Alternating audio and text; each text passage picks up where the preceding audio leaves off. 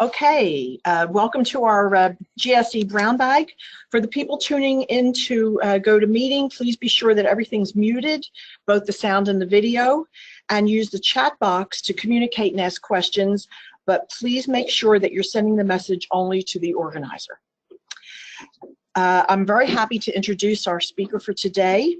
Ben Justice is a professor and chair of the Department of Educational Theory, Policy, and Administration here at the GSE, and is senior research scholar at Yale University.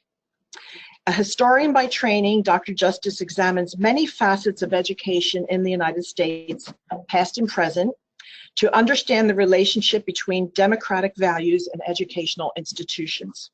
He's author, co-author, or editor of 3 books, including Have a Little Faith, Religion, Democracy, and the American Public School, The Founding Fathers, Education, and the Great Contest, and The War That Wasn't. He has published articles in a broad range of scholarly journals and magazines, including Teachers College Record, History of Education Quarterly, and many others. He's received multiple awards for his scholarship, including the AESA Critics' Choice Book Award, a National Academy of Education Spencer Postdoctoral Fellowship, and many more. The topic of his talk today is the pedagogy of punishment.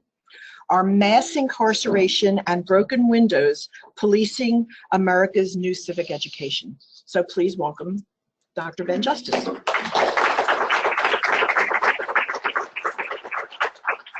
Thanks, everyone. And hello to those of you online. Thank you. And, okay. Terrific. So thanks, everybody, for coming. This is the 3rd and final event in our community-wide series on Bryan Stevenson's book, Just Mercy. As part of that series, we decided to offer this brown bag as a chance for the community to get more information and have more conversation about some of the issues that Stevenson raises. To that end, the first 2/3 of what I talk about are not work that I do specifically, but a general overview to the subject of the American criminal justice system, with a particular look at both its scale and its disparate effects according to race. The last of my talk, if we have time, I'll talk about the work that I do in particular. Also, at the end of the talk, for those of you who are interested, I have some copies of some pieces that I've written on this subject if you are interested in exploring further. So before I begin, I want to start by just saying the following. It's more of an observation, I suppose. Some people in this country have very different relationships to the criminal justice system. Some people actually already know or have heard a lot of what I'm going to talk about anecdotally, if not actually, and some people have absolutely no idea about the stuff that I'm going to talk about.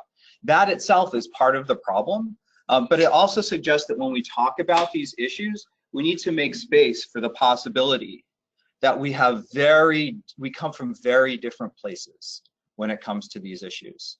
Okay, we can't assume that anybody in the room has a similar way of thinking about this because they may not ever have thought about it at all. All right, so I don't actually have it. It turns out that when you use this to project here, your notes don't carry. So I'm going totally without notes today. And I've never used one of these before. So all in all, it's very exciting. Okay, so this is already not working. See, look, I'm pressing it, it's not working. All right, so maybe if let's try clicking on this, and now I'll try. Aha, okay. So I'm going to talk about 3 things. The first is I'm going to talk about the rise of mass incarceration and what is commonly called broken windows policing. As I'll talk about later, that's not actually a really good word for what it is. There are better words for it. Law and order policing might be a better word for it, both in terms of scale and disparate impact. Second, I'll talk about the relationship between criminal justice and public schooling, which is something that I know many people in here are concerned about. And finally, I'll talk a little bit about my work, which is the effects how we think about the effects of this on civic development in the United States. Okay, so let me start with this. I don't know how many of you have seen this graph before. This is from the Prison Policy Institute. They have, or initiative, sorry, they have a lot of the charts that I'm going to use today. This is a graph over time, starting in 1925 and going to 2010, of how many people in the United States are incarcerated. It includes federal prisons, local jails, and state prisons. We live in an era of unprecedented incarceration. I'm not exaggerating to say that the world has never seen what the United States is doing before, not in any country. Right now, we actually have slipped to number 2. There's a country called the Seychelles, which is an archipelago off the east coast of Africa, a terribly, terribly poor, not especially democratic country. They actually do lock up a larger percentage of their population than we do now, but we are number 2, and just a few years ago we were number 1. We lock up a larger percentage of our population by far, not just by a little, by far than any other country on earth. So this is both in terms of our own history as a country. So for most of the 20th century, the carceral rates were pretty steady. They hovered at around 150 per 100,000 people. That's about the rate that you see in countries like the UK, for example. Canada, they're still at around 150. Countries that the United States likes to vilify, Russia, for example. So right now we're at about 700 per 100,000. Russia is at about 450. Cuba is much lower than that. Cuba is at about 300. And then the list just goes down from there. We're totally out of scale with anybody else. The only country we don't have good data for is North Korea. I would not be surprised if we're higher than North Korea. Okay, so a lot of folks don't know this. This became part of the public discussion when Michelle Alexander wrote her very popular book, The New Jim Crow. Alexander's book is really, really important because it brought attention to this issue. But just to get a little bit ahead of some of your questions, her book is also, in some ways, in terms of its argument about the cause, is wrong. This is not driven solely by drugs. It's just not. If you let everybody free, everybody from all these institutions who is there for drugs, we'd still have one of the highest carceral rates in the world, probably around 400 per 100,000, 450 per 100,000. It's not drugs. There's still a lot of people who are in prison for other things. Drugs is a part of the story, but there are other parts of the story too. Really harsh laws, like 3 strikes you're outlaws, are a part of the story. The prosecutorial revolution, so I don't know if you know this, but most felonies now in the United States don't go to jury trial. 90% of felonies don't go to jury trial. Juries, for all intents and purposes, don't function. I know some of you are going to say, I just had jury duty, and my condolences. But juries are very unusual in the American criminal justice system now. That was not always the case. And of those remaining 10%, another half of those are bench trials. They also don't involve a jury. Juries are largely out of the picture. So part of it has to do with prosecutors having a whole lot more power. Part of it has to do with approaches toward criminal justice. Part of it has to do with the role of schools in pushing kids toward the criminal justice system. Part of it has to do with Rockefeller drug laws. And part of it has to do with a broader cultural shift toward punishment. Okay. So the scale is unprecedented. That's the first point I want to make. The second point I want to make is that the impact is disparate. So what this graph shows you for the United States as a whole is it shows you 4 different populations in the United States. And on this side of the graph, it shows you what percentage they represent of the whole population of the United States. So white people are 64%, Latino is 16%, Black is 13%, Native is 0.9%. Okay. Disparate impact means that mass incarceration affects some groups more than others. If you look at who's actually incarcerated in prison or in jail, you can see that there is a huge disparate impact on blacks in the United States, and a huge disparate impact in the opposite direction for whites in the United States. Latino is a little bit higher incarceration rate than rate of population, and the same for Native. So this is for the United States as a whole. How do you think New Jersey does? Same or worse? Same or better? Why would you think New Jersey would do worse than the United States as a whole? Segregated public schools. Okay, because we're so segregated. All right, so here are the data for New Jersey. Okay, keep these two lines in mind for New Jersey in particular. That's New Jersey. Okay. So the point I want to make is that both the scale of this is unprecedented and the impact is unprecedented. So let's go a little bit deeper into the numbers here. These are incarceration rates by ethnicity. So per 100,000 people, these are from 2010, these numbers. 2,000, or about 2.2% of African Americans in 2010 were incarcerated. And that's everybody. That's from babies to very old, okay? As opposed to 966 per 100,000 or 380 per 100,000 for whites. Serious disparate impact. Now, you spread that out over the life course. First, let's look specifically at 25 to 29-year-olds, okay? You know, most of the people who commit crimes are young men, right? We know this. Okay, this number is humongous, 8.9%. Just about 9% of African American men between 25 and 29 are incarcerated in 2010. About 9%. About 4% Latino and about 1.4% white. Now let's blow that up to the life course as a whole. This stat's about 10 years old now, but it's still really powerful. So over the course of your life, because both of the disparate impact and the scale of mass incarceration in the United States, African American men have a 32% chance of being incarcerated at some point in their lives. It's astonishing. It's an astonishing number. It's an unacceptable number. It's an unimaginable number, and it's real. This is prison, not just This is jail or prison. jail. As well. Right, yep. Hispanic men, 17%. That's a huge number. That's an inconceivable number. All men, 11%. That's still a huge, huge number. And then all Americans, 6%. Women have much lower incarceration rates and arrest rates, as you know. And I don't talk about women in this. I could. I wish I had more time. I'm just going to do what I do. But that's certainly important. Okay. If you pause and think about this for a moment, beyond the individual effect, think about what this means for families, what it means for communities.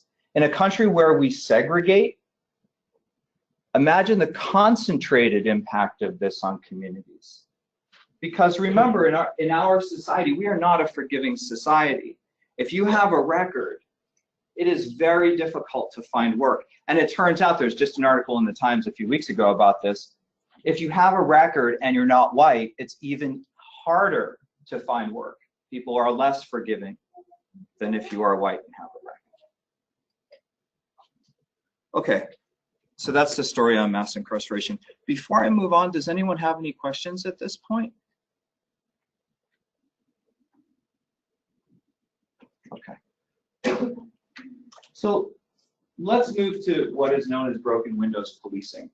And I suggested earlier that this is not an especially good description of what this is, but it is often described as being rooted in the following theory. So in the 1970s and 1980s, social scientists came up with this theory called broken windows. The idea was that perceptions of disorder lead people to commit crimes. So if I go into one neighborhood and I see lots of broken windows, I'm more likely, or I live in that neighborhood, I'm more likely to commit crimes than if I go into a neighborhood and all the windows look good. And of course, it's more than just about windows, right? But the theory is that when people perceive physical disorder around them, they're more likely to commit crimes. Now, it turns out that this is actually not a very well-sustained theory. A better way of thinking about it, and something that has a little bit more validity, is social disorder. Perceptions of social disorder are more likely, but physical disorder not so much. In any case, in the 1980s, criminologists and importantly some police chiefs, including famously Bill Bratton, got the idea that you could take this idea and apply it to policing. So if you policed minor infractions, you could actually not only reduce petty crime by, policing the minor infractions, but you could reduce all crime because people wouldn't look around them and see crimes being committed. Right, so if you go after the squeegee people, I don't even know if you remember the squeegee guys because they're not around anymore because NYPD got rid of them, right? But if you police low-level offenses, then the theory was you can reduce crime. And then more recently, NYPD, and I'm going to focus on NYPD now, got the idea, well, we can take this one step further. We can actually use big data to do predictive policing, where we can go into high crime neighborhoods and we can stop people and we can pat them down and ask them what they're up to, even though they haven't done anything. Because it's almost like that Philip K. Dick story that became the Minority Report, became a movie, right? Like they have these telepaths who can predict a crime. So NYPD is trying to predict who's going to commit crimes. They swoop into the neighborhoods and they pat down a whole bunch of young men who haven't done anything, right? The scale of this, and I'm just talking about NYPD now because it's local, and different police forces have actually done different versions of broken windows, and some have not done anything with regard to broken windows. So I'm just talking about NYPD now. The scale of this was remarkable. So here we have a graph that shows two things. This is trying to get at how ineffective SQF was. Stop question first. These are the number of stops per year. Yes, this number is 700,000.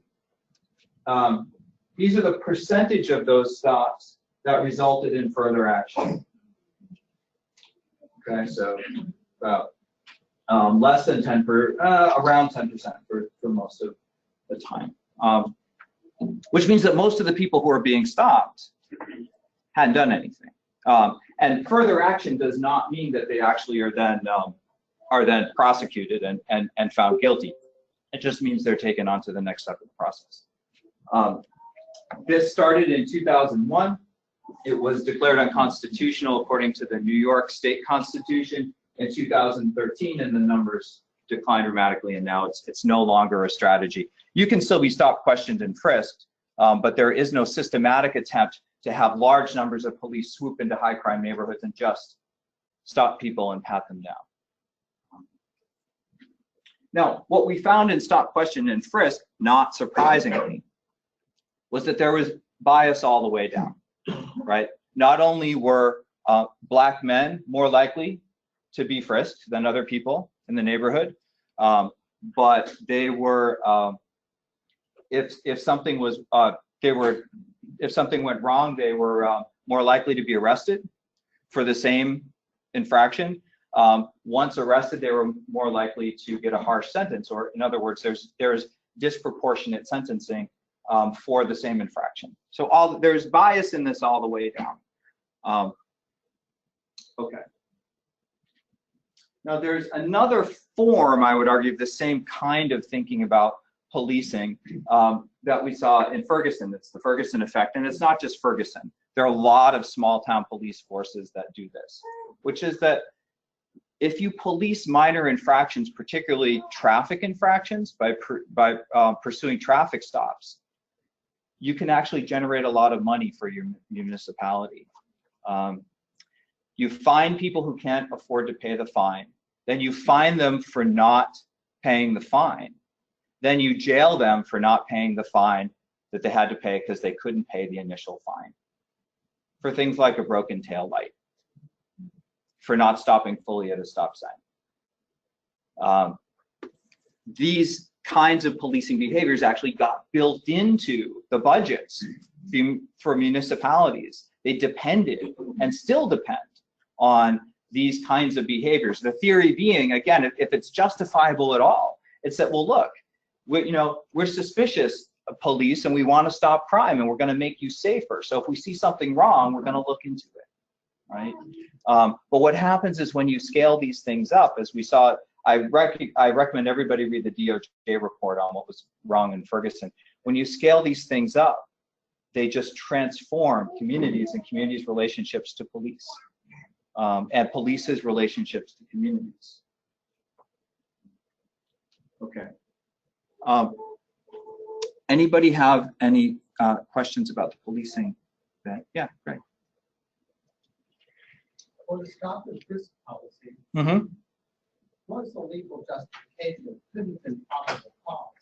No, that's a terrific question. So they are what is called a Terry stop. So in a Supreme Court decision, Terry v. Ohio, the Supreme Court found that there is a standard that's slightly less rigorous than probable cause if the police believe that a crime has either just been committed or is about to be committed.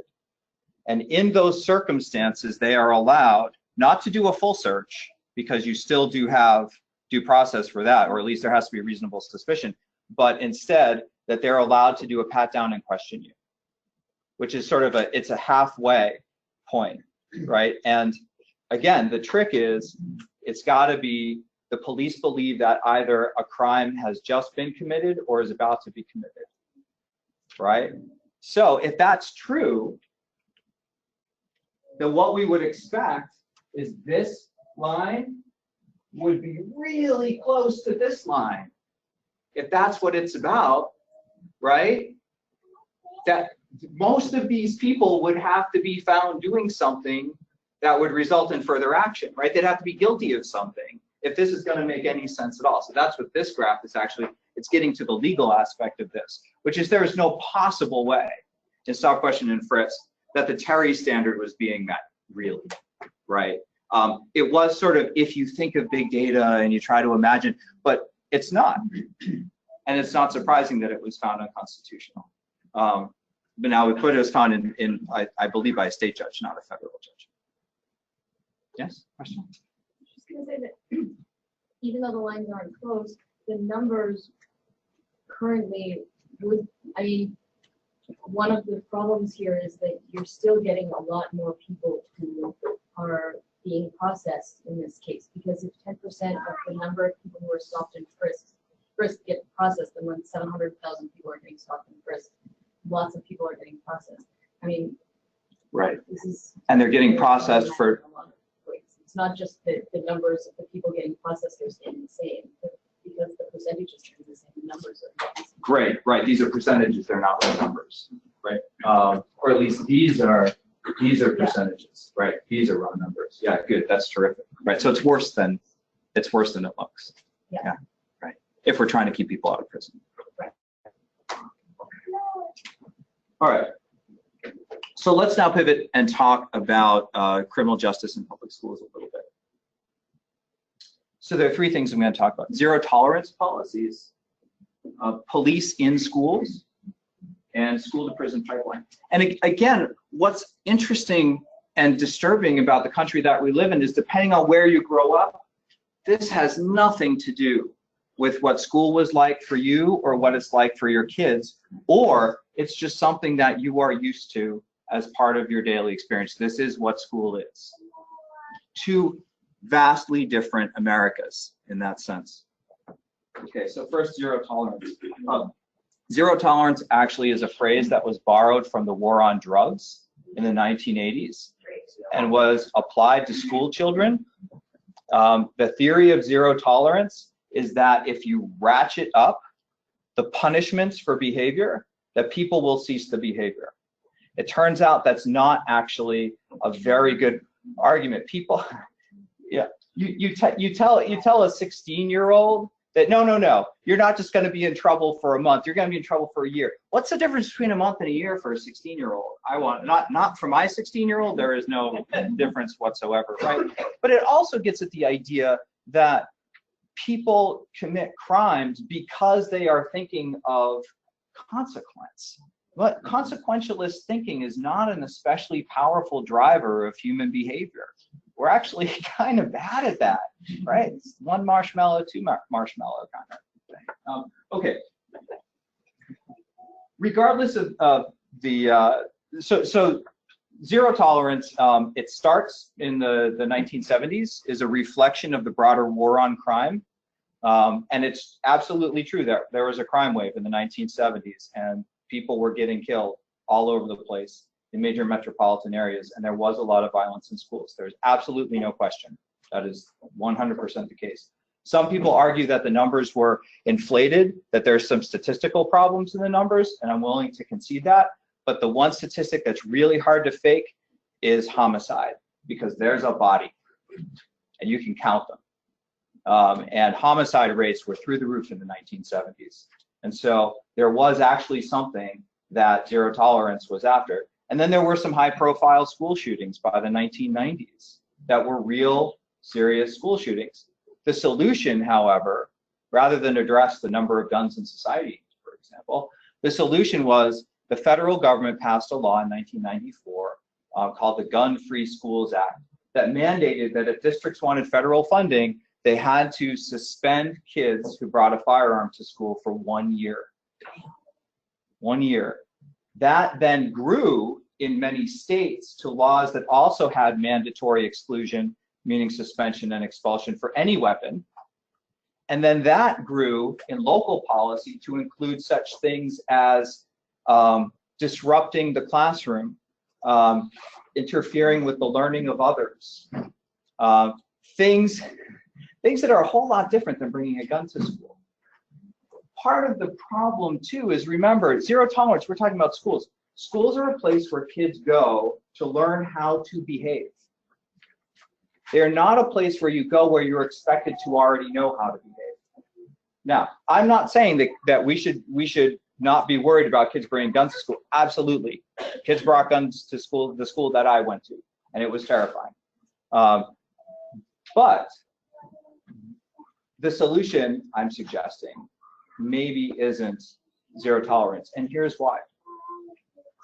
So first, this is, I don't know how well you can see this, but this is a chart that compares risk for suspension by race in 1973, which is before the rise of zero tolerance, and in 2006, which is after zero tolerance was firmly in place in American public education. So again, these numbers are 73, these numbers are 06. Everybody is getting suspended more, no question. By the way, this is not guns driving this. This is, for the most part, this is subjective stuff. This is that weird gray area stuff where, you know, you're disrespecting the teacher, you know, you're disruptive in the classroom, that sort of thing. Clearly, you know, we see disparate impact here, right?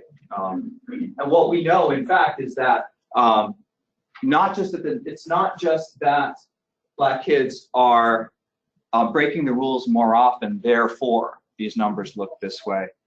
You can see that there's disparate punishment for the same offense, both at the classroom level and at the referral level. Now, what's also true is that the scale itself is just really, I mean, this is bad for everybody, right? So when you see 15, so this is a percentage. Yeah, this is a bad, right? This is a percentage of all. 15% of all kids is not good, but neither is 4.8.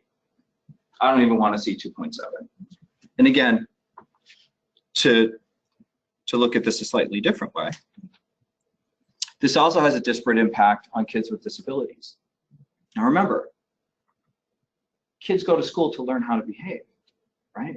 Kids with disabilities go to school to learn how to behave. This is a problem, right? We don't want to see this.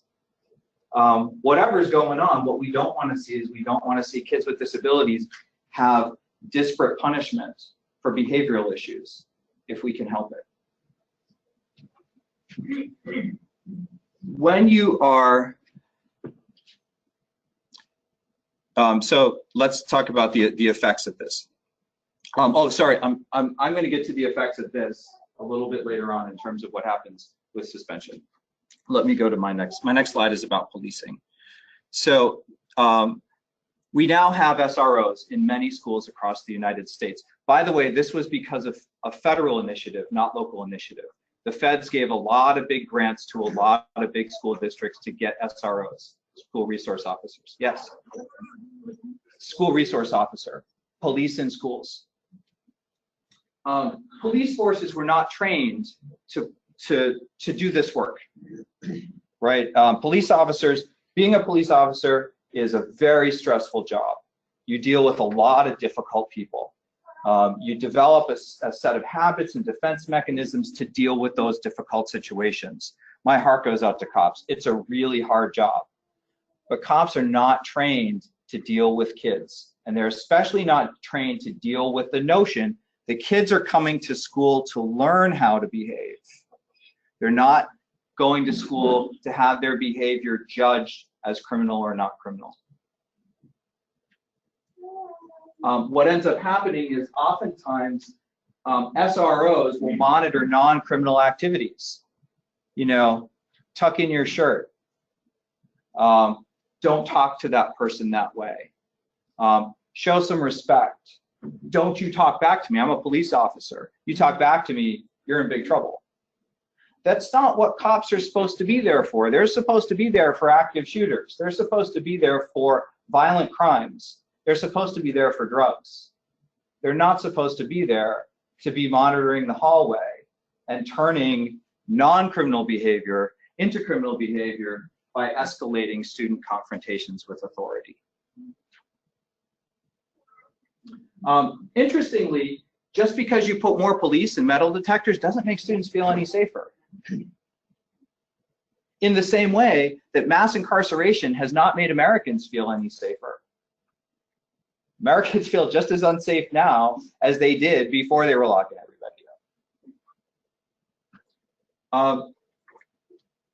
It's actually difficult to measure whether police are reducing crime. Crime overall is down across the United States, and it's down in schools. It's down in schools with SRO officers, and it's down in schools without SRO officers.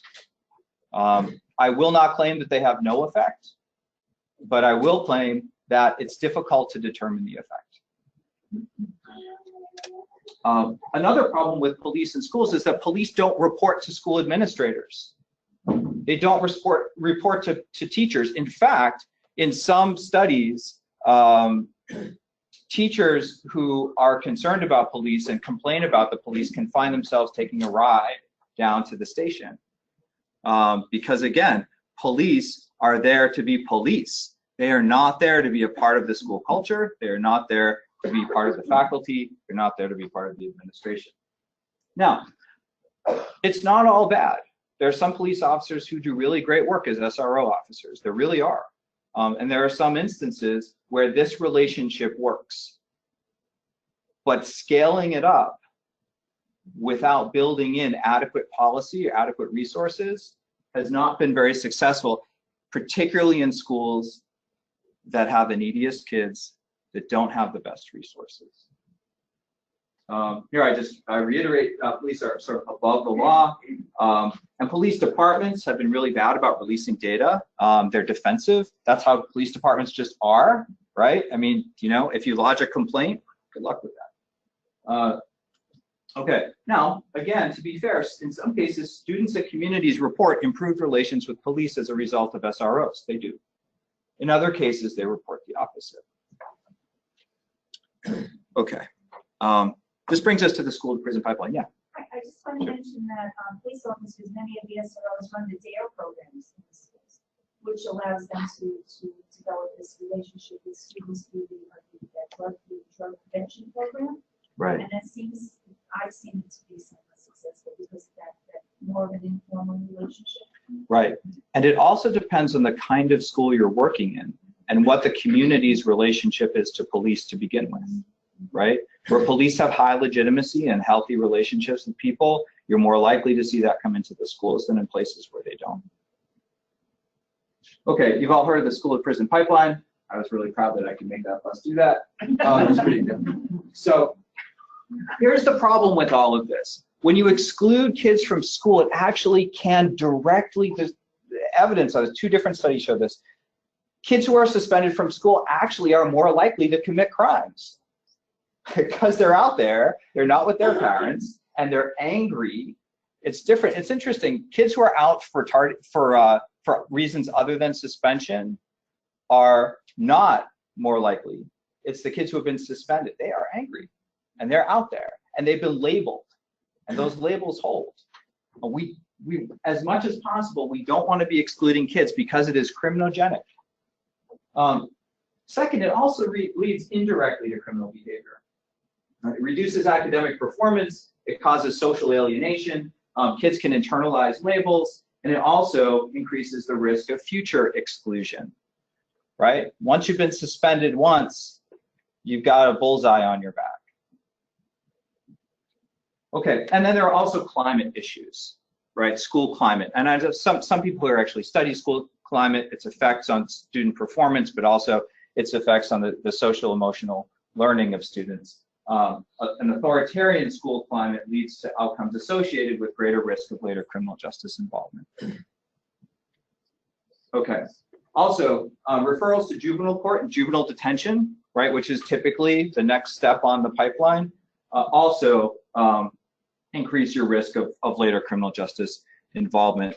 The juvenile justice system just does not work very well, and I don't think I'm surprising anyone to say that. Okay, so does anybody have any questions or comments before I go to the third part of what I want to talk about? Yeah. You know, my sister was a principal in a school in a really tough area. There approached 60 or 70% mobility. She had, was an elementary school. Mm-hmm. She had police in school maybe twice a week.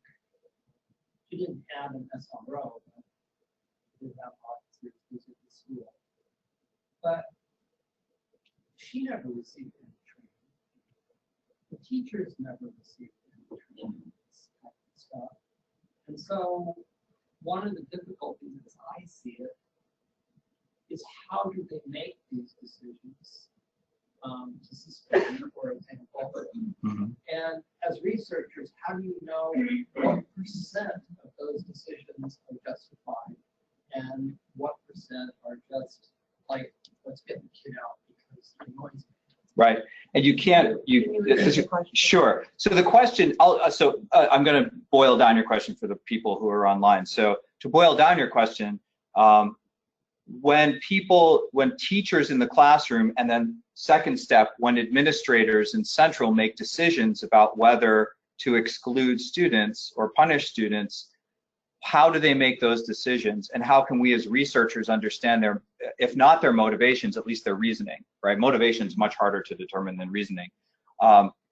So what we do know is there are mandatory reporting mechanisms where you have to give a reason why, but beyond the reason why, it's actually very difficult without like close classroom studies. And close classroom studies are difficult, as you know, because you have the problem of being the ethnographer in the room, and you have to wonder, would teachers really talk to students this way? Would they behave this way if I wasn't here? So it is a difficult question. You know, what you can do is you can study when teachers give, and by the way, you have to do it on stop, question, and frisk too. And the single most common thing that people got stop, question, and frisk for was furtive movement. Now, I'm a brown or black man in a neighborhood and the police are swooping in. Am I gonna move furtively? Right? So in any case, my point here to answer your question is that, so the teachers do have to check off boxes they have to give reason for why they're referring a kid to the central office, and then the central office has to give reasons for why they punish a kid in a particular way. getting at the fine grained analysis of that is difficult. There are studies that look at particular schools and do some ethnography that study particular places. And if you're interested, I can talk to you about that after. Okay. So very briefly, like I'm not even gonna finish because I do want to leave time for some questions. Maybe I'll finish as I talk next. So what do I do? Well, I'm interested in how this shapes who we are as a society. What kind of civic learning happens as a result of all this stuff? So first, how can we understand the civic effects of the American criminal justice system? I'm interested in that. And I'm more interested in the how we understand it than what the effects are. There are lots of great studies on specific aspects of the effects. So I actually turned to Montesquieu. Montesquieu wrote a really important book in the middle of the 18th century called The Spirit of the Laws. And he had this important idea, and the idea was this. Whatever kind of system of government you have to make sure that your laws are consistent with that kind of government. If you want a monarchy, you have different kinds of laws and social institutions than if you want to be a theocracy or if you want to be a democracy. If you have a democracy, then you have to teach people to love the state as if it were an extension of themselves. The state has to be legitimate for people. So this is his first insight. For democracy in particular, I'm actually quoting an NRC report from 2004, but it says precisely in different language what Montesquieu wrote 300 years before. People must feel obligated to voluntarily defer to government rule or authority. A legitimate authority is one that is regarded by people as entitled to have its rules and decisions accepted and followed by others. Now, how do you achieve legitimacy? Well, public schooling is not a bad idea, but that's only part of it. You also have to have all of your social institutions, your courts, your police, your X, fill in the blank. Also teaches people who they are in relation to the state and in relation to each other. They build or they break down legitimacy. When I go to the DMV and things don't go well for me, there's a little part of me that says, you know, government doesn't work, right? Sometimes it's a big part of me for a couple hours. And this is true across institutions. So that's Montesquieu's insight, that we learn from all faces of the state, not just in schools.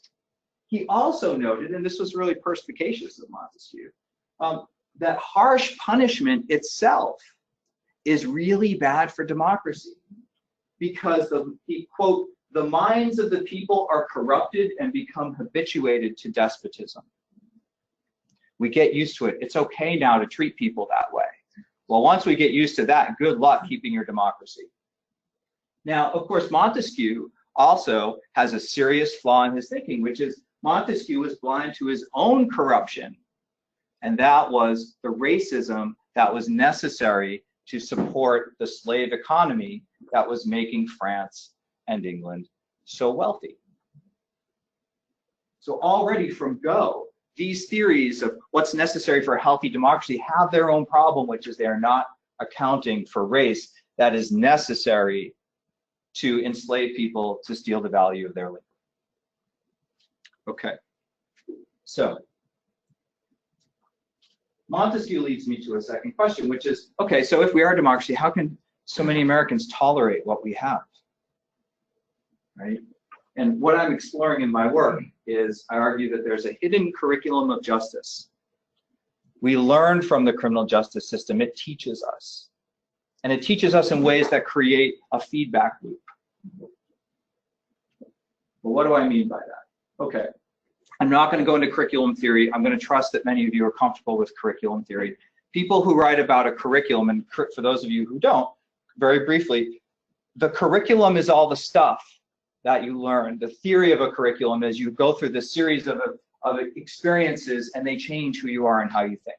So in a course, you go 15 times, you take an exam at the end, and over that period of time, your thinking changes, right? So there are different valences of curriculum. There's sort of what's supposed to be taught. What's in the syllabus? There's implicit, which is kind of what the daily grind of the class is like. So I don't know if you've ever been in a teacher education class where the professor lectures week after week after week about the importance of participation. That's an example of actually a hidden curriculum. We use the term hidden curriculum to define that aspect of the implicit that actually undermines the overt. The professor is not even aware that they are teaching you something completely different, which is, oh yeah, all this participation stuff, it sounds nice, but it's inconvenient, I don't care about it. That's part of your curriculum too. That's the hidden curriculum. Okay, so the criminal justice system kind of works that way too. It has an overt curriculum, right? We learn from our federal and state constitutions that the system is fair, that everybody is treated equally. We learn regulations are supposed to be race neutral, they're supposed to be socioeconomic status neutral, they're supposed to be gender neutral. Standards that are set for different professions, whether it's healthcare or law or welfare workers or people who give you a ticket when you park your car in the wrong place. These standards themselves also signal that things are supposed to be fair. People are supposed to be treated equally.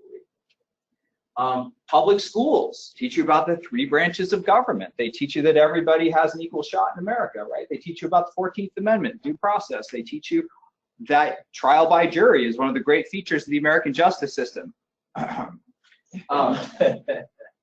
Overall, we learn an overt curriculum, which is all citizens receive equal treatment. And by citizen, I'm talking about people who participate civically. Okay. Procedures are fair and lawful.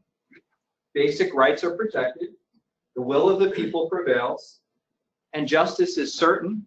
And justice is weighed according to rules of evidence and rules of law. That's the overt curriculum. Well, where would I learn the implicit curriculum from criminal justice? Well, I learn it by how I'm treated by street-level bureaucrats, by cops, by criminal justice workers, etc.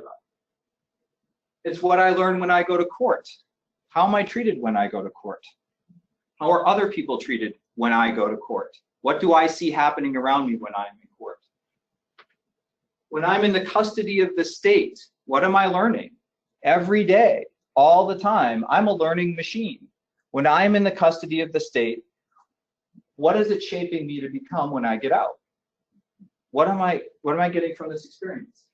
And then when I re-enter back into society, how does that process go for me? I learned from that too. And really critically importantly, I also learned secondhand. People I know, people I trust, people I live with, my friends, my cousins, they also teach me from their experience. That's another part of this curriculum. So if something really bad happens to a friend of mine at the DMV, I've learned something, even if I haven't been to the DMV in 2 years, right? Now the DMV is a pretty innocuous example, but imagine if something really bad happened with the police in your town. You would become really suspicious of the police in your town if something happened to your child or your partner or et cetera, right? Okay. Now, what I explore in my work is the existence of 2 distinct sets of experiences in the implicit curriculum of the criminal justice system. And race is the most salient factor in the difference between these 2. I already talked about experience with school discipline, experience with the police, experience in court. I haven't talked about that, but I could.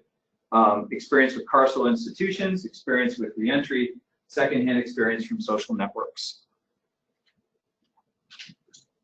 Depending on where you come from, what you look like, you either have first or secondhand experiences with the criminal justice system that are very negative, or you have ones that are either non-existent, because you don't know anybody who's really dealt with the system, and when you have been pulled over by a cop, they've given you a stern warning and sent you on your way. Or if you do happen to be caught up in the system and you are not a person of color, you still perceive that you are being treated better than other people in the system. You are, statistically, maybe not you in particular, but you as a general matter are. You are less likely to be punished harshly for the same crime. And you could look around you and see, oh yeah, there aren't very many people who look like me here. There are a whole lot of those people, right? Okay. So the hidden curriculum is what undermines the claims of the overt curriculum while maintaining stability. So I've already talked about how you can have in this country very positive experiences with the criminal justice system. You can. You can be treated fairly with dignity and respect. You can say, you know what? Actually, I deserved that ticket. You know what? Yeah, I really was speeding. Oh yeah, you know what? It's true. I did commit this this felony. But I was treated fairly all along the way. And my partner Tracy Mears has done research that shows that people actually care. It's not that they don't care about consequences, but they actually care more about how they are treated when they judge the experience than they do about the consequences of the experience. It's counterintuitive, but it turns out people really respond to how they are respected by others in their social situation. People think of themselves civically in relation to others.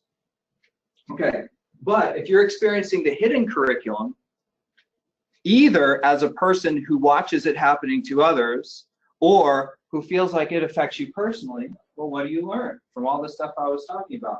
You learn that Black and brown bodies and lives do not matter. That's what's being signaled by the system. Black and brown people are not real citizens. They're not deserving of that package of rights and dignitary regard that other people are. That children, Black and brown children, are not really children. Yes, children deserve mercy, but not those children. Or not my children. Those other children get mercy, but my children don't get mercy. Black and brown communities have no value. And schools often do this, right? They treat people as if they have nothing.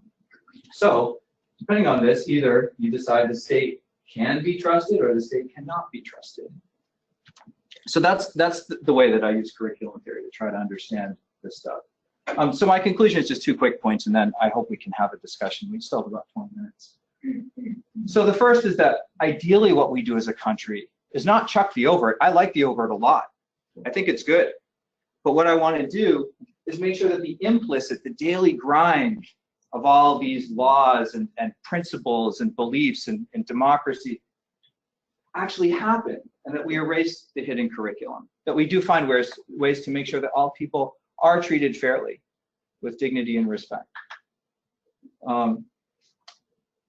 But I also think that without a shared understanding of the reality of the criminal injustice in the United States, we're unlikely to realize this fundamental change. In other words, it's a feedback loop. If you don't know, most people believe in fairness, actually, it turns out. If you don't know the system is unfair, it's very difficult to engage in the hard work of making it more fair, right?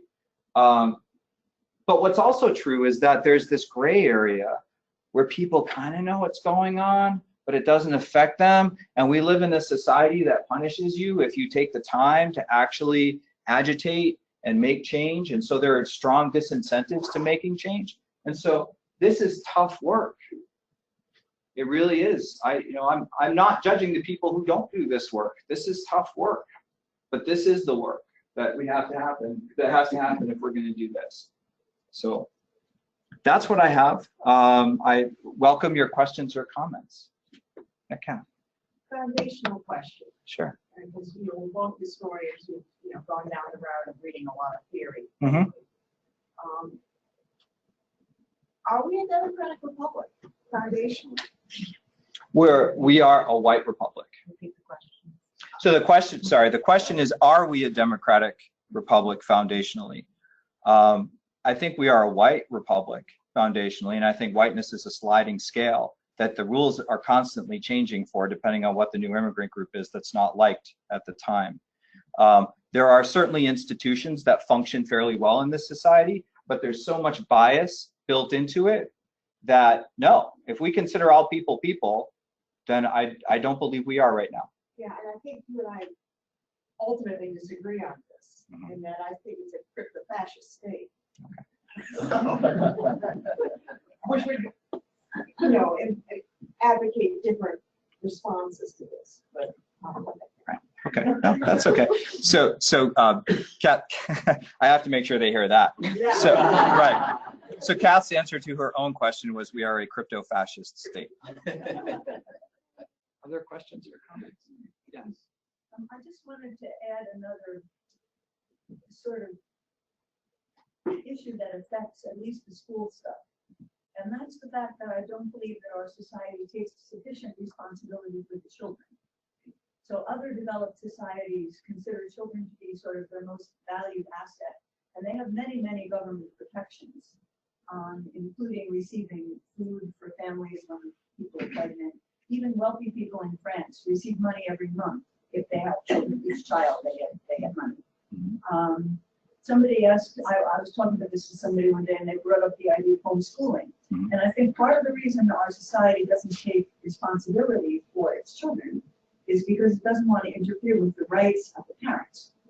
But then we have this wonderful homeschooling, I shouldn't say wonderful, and then just recently in California, where someone had made themselves a little homeschool and they were torturing, I don't know, was it 12 children at their own birth. So that stark example shows you how our society, it's just that we don't care about them. I mean, we all do care about them, I suppose. But as a society, we just leave them to the parents unless the parents really mess up. Then we take the kids away. And since fundamentally, we really don't care about them, we don't put them in places that are going to be good and safe. And that feeds into the school stuff you were mentioning. And then just one other sort of light remark. Denzel Washington, you may know, is up for Best Actor for some film that hasn't been seen very much. It's called Roman J. Israel Esquire. And he demonstrates this whole kind of justice system problem in a really, really fun movie. Great, thank you. But that wasn't a question, so there's nothing, I'm not gonna, right. Yeah, go ahead. You mentioned that Montesquieu's theory was flawed because it didn't take into account race. Right. Somehow there. I was just curious, could you explain how that is? Was there overt disregard for slaves in his work? I'm not familiar with it. Or was it just he didn't really think considering? Right, so I think in his case, he's doing some interesting work in the second part of his book where he has this bizarre theory, which actually was not just his at the time, which is that depending on what latitude you come from, you are more or less lazy and more or less intelligent and, I mean, right down the line. So he's doing the work of scientific racism. Now, it's hard to speculate about why he does this, except I will offer the following pop psychological observation, which is that racism is one way that people deal with cognitive dissonance.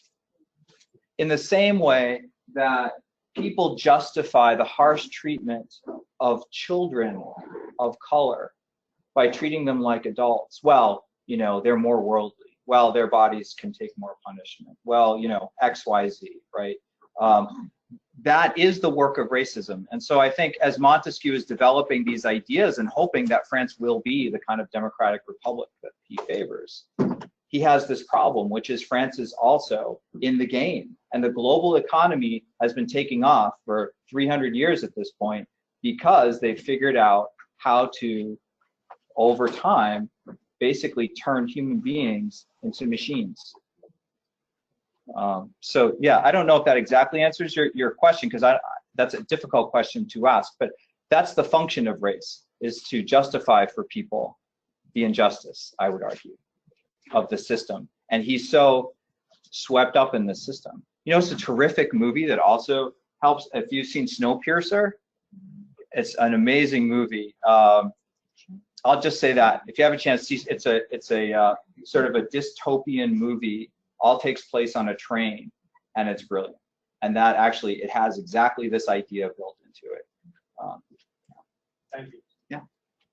So thinking about your second point in terms of like what types of evidence we might need to present to someone for them to gain this like shared understanding. And in particular, I was thinking about like, would you anticipate, say we actually tried to do this, would you anticipate sort of like pushback evidence from institutions for whom the implicit curriculum is profitable? So like, would you anticipate people maybe presenting their own thoughts like this, which would say like, no, everyone does have a shared understanding, and this second, implicit curriculum isn't really there. Right. Yeah, that's sort of I would say that's part of the broader challenge of academia, which is the weight of high quality social science research is in the balance in favor of the kinds of things I'm talking about, even if I may have goofed on a couple specific examples. And it's sort of oddball kind of stuff out there that makes the argument that no, actually Black people just commit a whole lot more crimes, and this just reflects that, like, and end of discussion. But that's so, even in the current regime, that is still fairly marginal for people who are serious about policy. But I was thinking like, in terms of people whose understanding you would have to change. I think Right. with the cognitive dissonance stuff you're talking about, that those statistics are comforting. And so I was trying to think about like what types of evidence would be convincing, because I'm not so sure if it would be things like this. Right. So, well, I mean, I haven't actually presented you with that much evidence of the fine grained stuff, the kind of question that Greg asked earlier about, well, what does this look like in practice? And so there are ethnographic studies that do that. There's a wonderful report that came out, oh gosh, I don't remember how many years ago now, about school discipline in New York City and the over-policing of New York City. I can give you, I mean, you read the stuff, you read the fine grained stuff, and it's infuriating, and it's really difficult to imagine that someone wouldn't buy into it. I mean, right, the people who believe that the moon landing was faked, like, I don't have an answer for them, right? They just really need to believe that for who they are as a person. It's part of their identity. And the way you fix that, I don't have a solution. But people who are actually willing to listen, I think there's some really good research out there about what this looks like in practice. It's heartbreaking again and again and again. So yes, in terms of how you change people's minds, that's not the research I do. I'm just giving us a way of thinking about this. You'd be surprised at how little work there is out there on how the criminal justice system is an educative system. There are specific pieces of it, but thinking of the whole thing, sort of in Montesquieu's terms, just isn't there. There are just a couple things. Yeah, Tanya.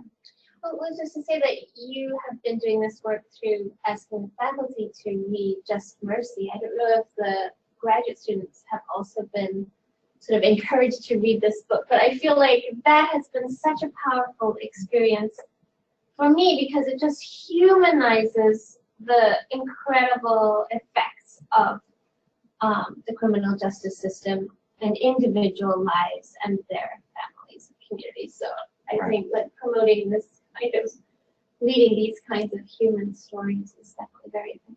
Right. Thanks. So read Just Mercy. And I will say one other thing too, which is relevant to both of you, which is that this is not, so we got to get away from the right-left thing on this. So Elizabeth Hinton has a wonderful new history called From the War on Poverty to the War on Crime. And she makes the argument that actually the war on crime starts in the Johnson administration. Now, the Nixon administration was like, yeah, and runs with it, but it starts with the Johnson administration. The Gun-Free Schools Act that insisted on a minimum 1-year expulsion for kids for bringing a firearm to school, that was under Clinton. Like, this is not just right-left. The right is not that thrilled about mass incarceration either. It's awfully expensive. They would like to find other ways and they also don't like big government. They do like the police, and they're more authoritarian than the left, for better or for worse. But they're not thrilled about this stuff either. Again, the moon landing fake people, I can't help them. But there actually is a lot of middle ground between conservatives and liberals on these issues. Conservatives really like, a well-ordered society, and this is not a recipe for a well-ordered society or small government. Colleen and Andrew. Beth is on. Oh, okay. So she just wanted to add a comment. She said that young people's understandings of democracy and citizenship are also shaped by the historical memories of their families and communities, as well as contemporary experiences of injustice. Yes, right, the vernacular history, yes. Yeah, I was just wondering if, to the point you just made about it, this being a consensus view at some level, I wonder if some of the reaction against the current efforts politically are the fact that for folks who are willing to accept or look past the implicit curriculum, the alarm that actually some of this is actually moving into the overt curriculum. Yes, that's right.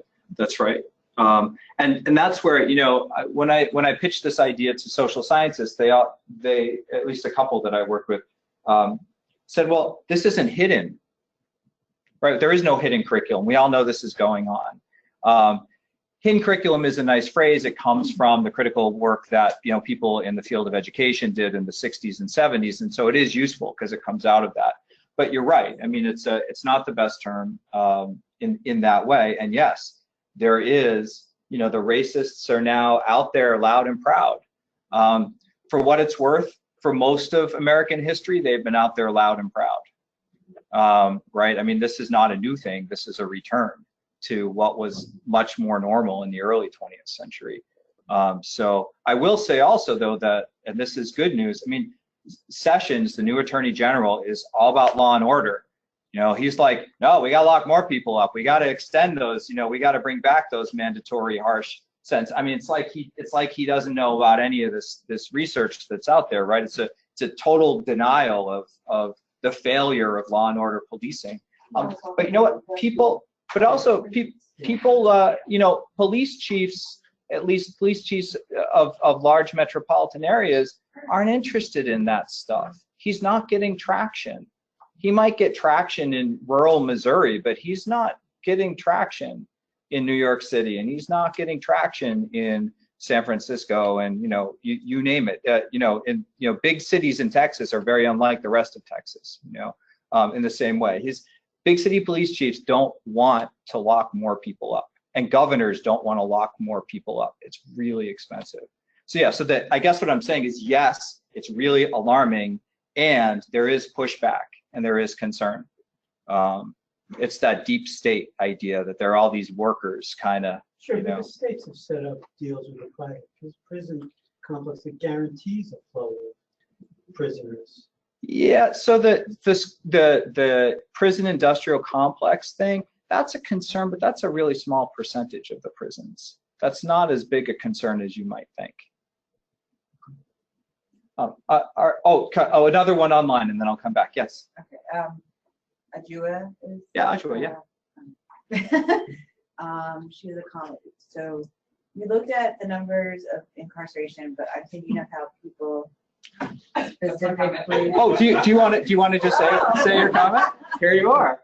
That was beautifully done. A lot of the data for incarceration, and I was just thinking about how much higher the numbers are for people who are just court involved, probation, right, house arrest, people who are going to court, to trials, whatever.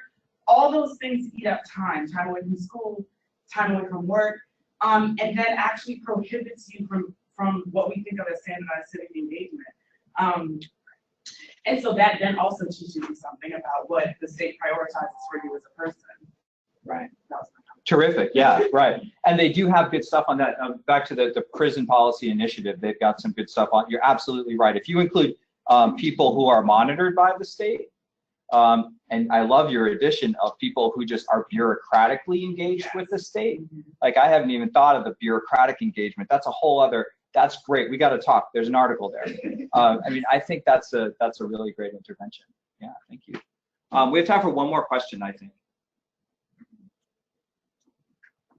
Yeah, comment, and I know we just kind of started the conversation also, but I think about all the different, especially using the language of hidden, and then thinking about populations that are invisible or outside of, already by definition outside of the everyday sort of due process, presumably processes in this country, like folks who are here without legal documentation and those who are here and aren't citizens. Then I think there's another layer of a hidden curriculum there that also could raise important questions around how we talk about citizenship and who belongs and who doesn't, and also I sort of feel aware on an everyday basis of this other set of internal migrations of people who are not on our radar, who aren't being counted as incarcerated, but are certainly caught up in a process of detention or deportation or otherwise. So I think it makes it doubly powerful to think about the injustices and the potential for solidarity amongst folks who are being treated unjustly because they should have some birthright, due process and rights, and then all the folks who aren't able to access that and are still being abused and caught. Right. And it's interesting because you can also, there is kind of, at least until recently, there has been this overt curriculum as well of American identity, which is the immigrant nation, the land of opportunity. And that's now in tension, right, with itself. This conversation is now is being disrupted, right? But it's still there. There's still, the textbooks still talk about it in schools. I wonder how many years before they kind of scrub that particular part of the narrative out of, the America being the land of immigrants. Well, and certainly the appropriation, the sort of use of the language of word immigrants and dreamers as resistance to the American norm, and then the reappropriation of it like in the State of the Union address, that we are all Americans and dreamers. Yeah. I mean, that's really interpolated. Right. It's like all lives matter. Yeah. Right. It's like, yes, and therefore, if some don't appear to, then we can talk about it. Okay, so I said one more question, Greg. We can talk after, unless it's a super quick. I don't know if it's a question or a comment, but I think it's super important. We have a question out in the open about whether we have democracy. And although you and Kath did not say no, I took it to mean no. No, I do say no. So that's not something that, as a school of education, we can just let go into the ether after this. That's such a super important question. When has the U.S. had a democracy? This is the comment part. If we haven't had a democracy, who's had a democracy? Yes. And if nobody's had a democracy, then what's a democracy? It's not a question. It's a rhetorical question. But I mean, you've got to address that, right? You can't just leave it on the table and walk out of this room. Right. Okay. Well, and you have just accomplished that. So thank you. We are out of time. Thank you, everyone.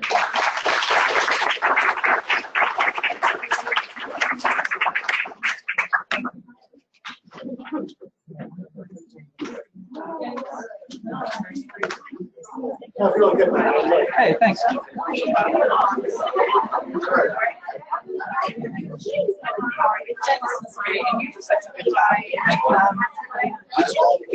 It's to share this maybe if you're going to Matters Conference or having your doctors share it, or maybe with our smart computers, because I think that a lot of folks benefit from it. It depends on languages. Right.